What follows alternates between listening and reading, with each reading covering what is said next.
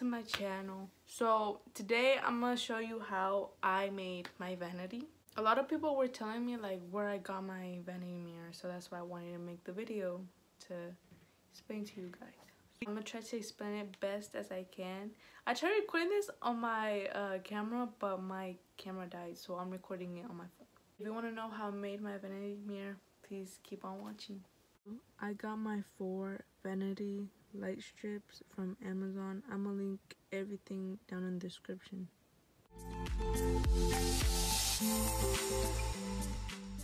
So you just get an extension cord from Home Depot, Walmart, and you cut the top of it and then you split it in the middle. So the softer ridge goes with the black cord, and then the one that feels rough, you can feel it, goes with the white. And they come with this, and you just screw it on. To make sure they don't touch each other, because something could happen.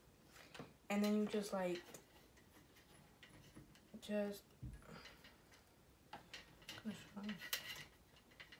place it, and you add this, and then you add these things.